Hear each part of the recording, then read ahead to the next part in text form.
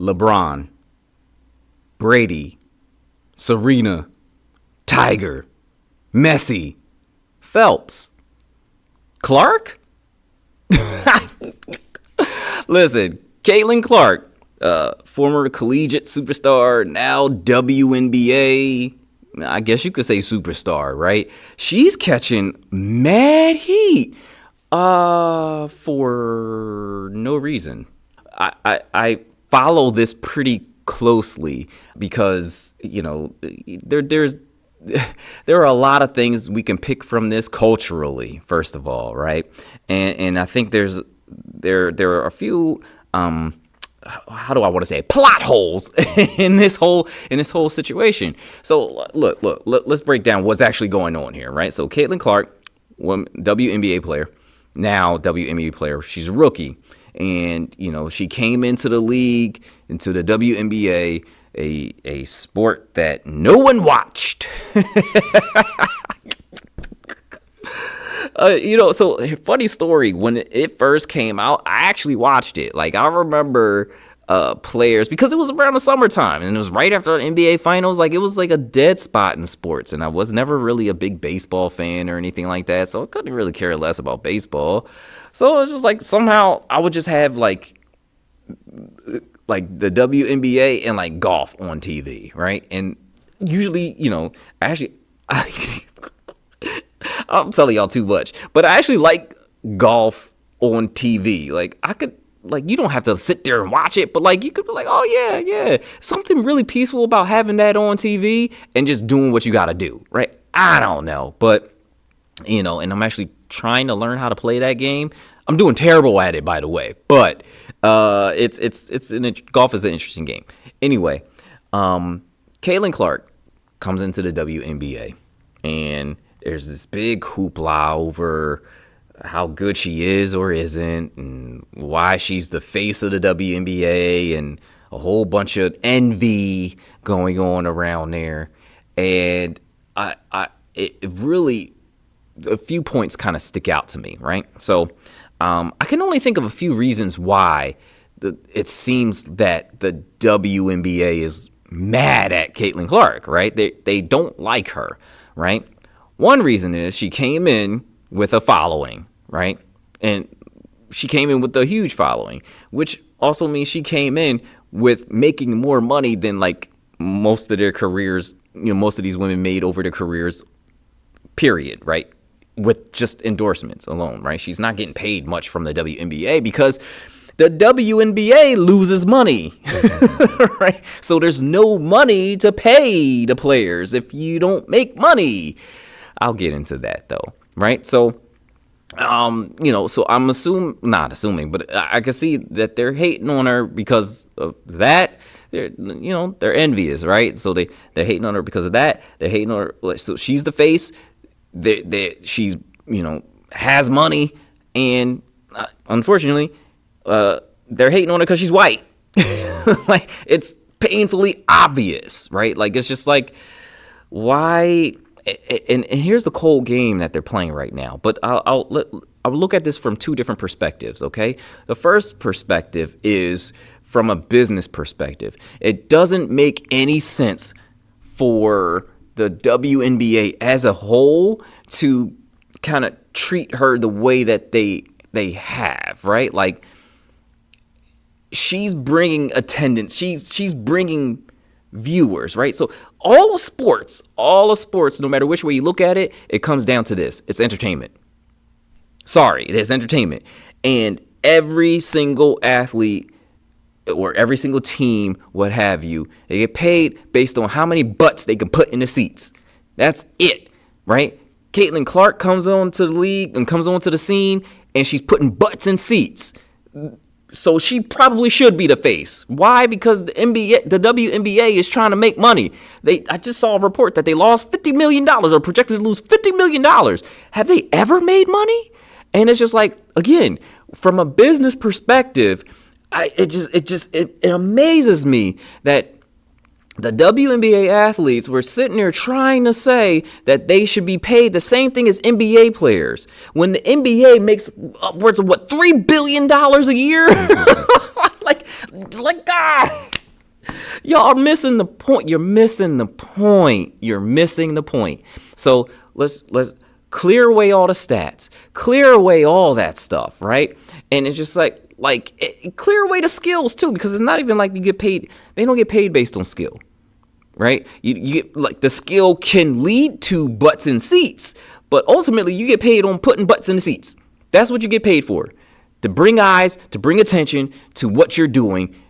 Therefore, having people pay for that. That's it. So you could ideally be the most skilled person on the face of this planet and not make any money. And it won't matter. Right? So it's not, it's just, that's just, it's almost like the WNBA needs to figure out how business works. And it's just like, that's how it works, right? So, and the players within, it's players, coaches, everybody else, like, you're going to hate on the thing that's drawing more eyes to what you do. You're cutting your nose off to spite your face. For example, let's do you know who Efren Reyes is? I'll give you a second. Because he's one of the most skilled players of all time in pool. You know what his net worth is? After winning over 100 professional tournaments, his net worth is $2 million. Wait. So the amount of skill that this guy has and the amount of wins and the amount of and what he has done in his billiards career, that only amounts to $2 million. You would think that he would get at least a $700 million contract, right? No, because no one watches pool. And I mean, I do. And there's few people that do. But who watches what? There are more people who watch baseball and more people who go to baseball games and pack out stadiums. They're not packing out stadiums for pool.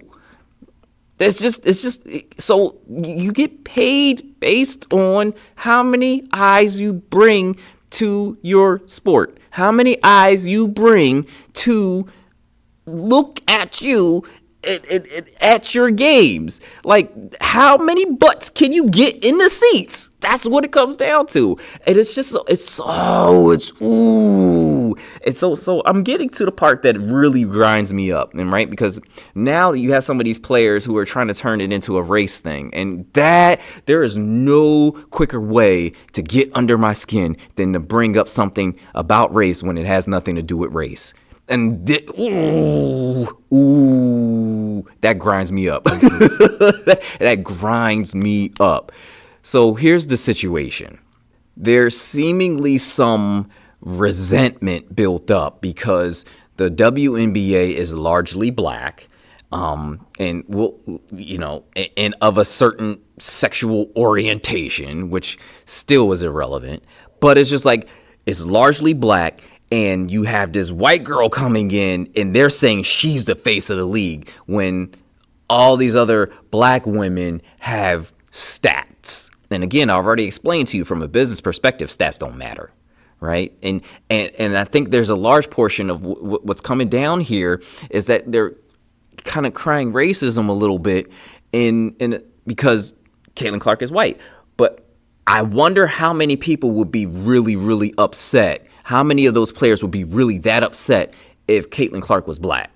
All right. So if she were black, would people be saying the same thing? Would people say the same thing? Would they have the same things, that same vitriol, that same resentment built up if she were black? And I'm just like, I'm sorry. That just grinds me up. That grinds me up. Now let's get out of the hypothetical world real quick, right? Because it's just like, there are parallels between this situation and, say, Serena's situation. Serena Williams is arguably one of the greatest female tennis players. Actually, you could say one of the greatest tennis players of all time, period. Hands down. And whenever you talk about great tennis players, she's in the conversation. She's in the conversation even with dudes, right? Like, she is one of the greatest tennis players of all time. She entered the league when she was 14. Now, as far as I understood, at that time, tennis wasn't necessarily black, right? It was mostly a white sport, okay? It was mostly a white sport. She jumped in, dominated, right? But even she faced some racism. I forgot what that one court was that they boycotted. I forgot the name of that course, but I remember like she was like, "Nah, I ain't going there." That's traumatizing, and they really was like, "Now was some real racist stuff," right? And so then you have somebody the likes of Serena, who's a female, black female, arguably one of the greatest in her sport, and I make the parallel. And to say that, like, when she entered into the league, it's kind of like the same thing that happened to Tiger. When Tiger first got into the league, or into the golf league, whatever, like, some pretty racist things were happening. But in both of those cases, it was the league. Think about that for a second. It was everybody else running their mouth. Tiger wasn't allowed on a few courses. Serena wasn't allowed on some courts and had some bad things happen on others. So you have Caitlin Clark coming into a league as the opposite race, and the league is the one that's crying racism? That's awkward to me and not at all believable. Sorry, nobody's buying that story, right? It's just like, and it's just like, and the thing about it is, what part of what made Serena so great, part of what makes any great so great, and part of what's making Caitlin Clark a superstar, and part of what's making her great is the fact that Caitlin Clark is a role model. Serena is a role model. Tiger, before he collapsed, was a role model. Name me one person in the WNBA that was actually a role model,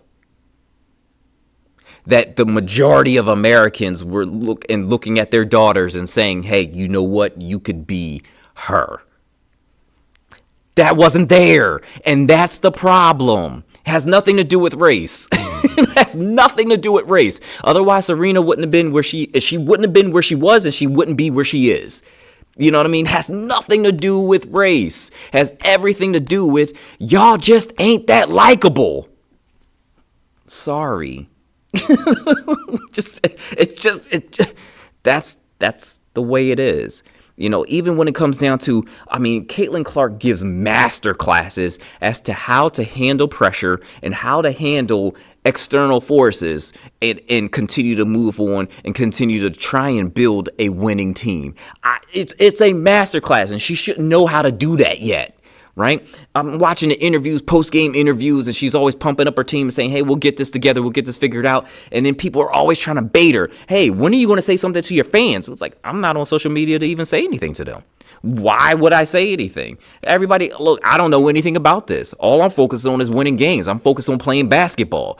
And it's just like, so it seems like everybody else is worried about everything else, and she's worrying about winning games, and that's what's separating her. It's just that simple. Just that simple. And we can get into the conversation about stats, and we can go, this person had this stats and she had this stat and then that stat and so on and so forth. And all that stuff becomes irrelevant at the end of the day, because first of all, you have a rookie coming in there, a rookie with a following, and now you're going to build up. Like, just imagine if Caitlin Clark shows some resilience, and if she ends up becoming, like, living up to that potential that any person can really see, if she ends up living up to that potential, she is the superstar. Period. So I guess overall what I'm saying, and I need to calm down a little bit, and this gets me fired up for some reason, right? Well, there's a few reasons, but overall, I think, one, from a business perspective, the WNBA needs to stop looking a gift horse in the mouth. And from an actual just human, cultural, whatever perspective, however you want to lay the rest of that out, people really need to understand that Caitlin Clark is popular not because of her race, not because of her sexual orientation. It's primarily because she exhibits virtue. And believe it or not, people still will line up to see that story over and over and over again. That's what it is. If you exhibit virtues, people will line up behind you and they will support you. Especially if there's some things that are seen as virtueless, coming at that. So it's oh man. I mean, I hope y'all understand what where I'm coming from here, and I hope y'all understand what I'm getting at. It's a shame that we can't just enjoy good athletes doing good things. And it's just so interesting now that the politics have kind of gotten into the sports. And I mean, maybe there was a little bit of that always, right? Even going back to like the Olympics from like decades ago or whatever. Just like, I get it, but this one just seems to be weird. It just seems to be weird to me, and it really does grind me up that people are turning it into a race thing, as almost as a cover up for their own envy. And it's just like, just stop. Just think about it for a second. At some point in time, hopefully, clearer heads will prevail. But I don't know. I don't know. So that's what I got for in terms of, and those are my thoughts, and they're subject to change too, right? By the time I released this episode, things could have completely blown up, or she could have been the most welcome person to the league all of a sudden, or I don't know. But right now, as it stands, based on everything that I'm seeing, based on all these hard fouls and all this dumb talk outside of it, and all this race talk and all this stupidity going on, those are my thoughts on that. So hopefully it gets better. Hopefully it changes. All right.